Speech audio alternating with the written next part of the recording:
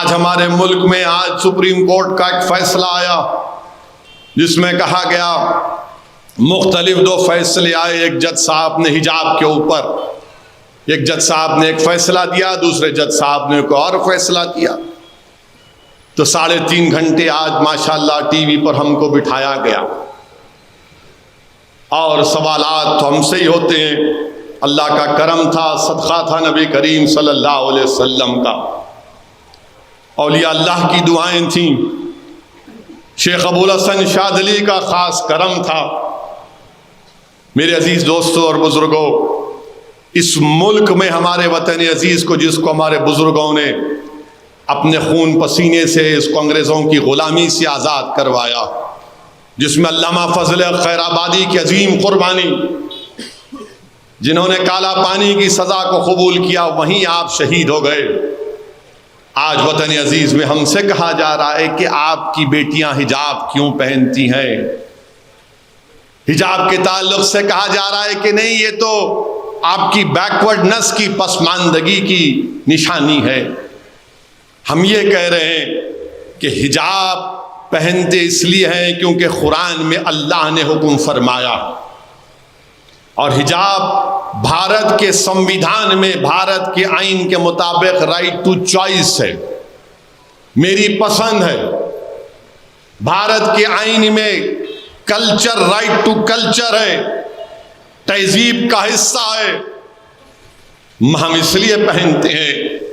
अगर सर पर कोई हमारी बेटी एक कपड़ा पहनती है तो इसका यह मतलब नहीं है कि उसने अपने दिमाग को कवर कर लिया।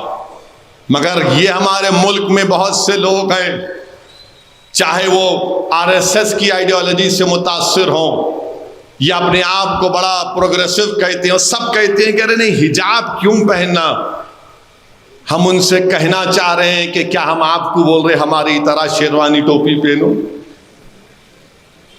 क्या हम आपको बोल रहे कि जो हमारे मेहमान मुकर्रिर हैं उनकी तरह लिबास पहन लो? आप लिबास पहनो, जो लिबास आपको पहनना है पहनो, मगर जब हमारी बेटियां पहनती हैं, हमारी बच्चियां पहनती हैं तो आपको बड़ी तकलीफ। नहीं, मुसलमान अपने घर में बच्चियों को जबरदस्ती करते, बच्चियों को जबरदस्ती करते। कहां करते बताओ?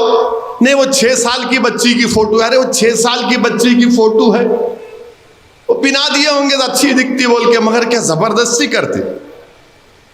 नहीं, आप जबरदस्ती करते। अरे जबरदस्ती कैसा करते? हैदराबाद की सड़कों पर सबसे खतरनाक मोटरसाइकिल और गाड़ी कोई चलाता है तो हमारी बहनें चलाती हैं बुर्के के साथ। कभी इनके पीछे मोटरसाइकिल गाड़ी लेके नहीं जाना आप। नहीं, मैं खुद गवाह हूं उसका। हमारे ड्राइवर साहब को बोलते, मियाँ जरा एहतियात से मोहतरमा गाड़ी चला रहे। अब ये लोग जो दिल्ली के टीवी स्टूडियो में बैठ के बोलते हैं, एक दिन इनको बच्ची के पीछे मोटरसाइकिल पे बिठाता हूं, हेलमेट पहना के। हमारी बेटी तुमको कैसा चलाती, तुमको पता चलेगा कि कितना जो जबर उसको किया जा रहा है, कितनी जबरदस्ती की जा रही। ऐसा मोटरसाइकिल जाती कि सिराते मुस्तकीम है, ना को राइट ना लेफ्ट, सीधा बस। आप बोल रहे नहीं, मुसलमान बच्चियों को जबरदस्ती करते, डराते। कहां डराते? कौन डरता आज के जमाने में? क्या हमारी बच्चियां डॉक्टर, इंजीनियर, MBA, MCA नहीं पढ़ रही हैं? भारत को मजबूत नहीं कर रही हैं? नहीं नहीं, ये क्या बात है? अगर अच्छा, अब आप स्कूल में, कर्नाटका के स्कूल में बीजेपी शुरू की है और क्या बोलती है कि स्कूल के अंदर आप जाओ हिजाब पहन के, मगर क्लासरूम में नहीं जा सकते। ये क्या बात है? क्लासरूम में कोई सिख लड़का अपनी पगड़ी पहनेगा, क्लासरूम में ईसाई बच्ची वो क्रॉस पहनेगी, हमारी हिंदू भाई की बेटी या उनकी बहन विभूति लगाएगी। मगर ये अब ये 4 स्कूल को गए, एक ईसाई भी, एक सिख, एक हमारी हिंदू बेटी, एक मुसलमान की बेटी, 3 क्लासरूम में चले गए, 3 क्लासरूम में चले गए। चौथी के ऊपर नहीं, हिजाब उतारो। अब उन 3 पर क्या सोचते होंगे मुसलमानों के बारे में? ये 14-15 साल के बच्चियां हैं, ये बच्चे हैं, ये मुल्क का मुस्तकबिल है, भारत का मुस्तकबिल है। वो तीनों समझेंगे कि नहीं, ये हमसे कमतर है, इसलिए उससे कहा जा रहा हिजाब उतारो, इसलिए उससे कहा जा रहा हिजाब उतारो। मेरे अजीज दोस्तों और बुजुर्गों, ये जुल्म नहीं है तो क्या है बताइए आप? भारत का आईन में हमको इख्तियार है। क्या भारत के फंडामेंटल राइट स्कूल की गेट के ऊपर खत्म हो जाते? नहीं खत्म होते। मेरा फंडामेंटल राइट, बुनियादी हक बाकी रहता है।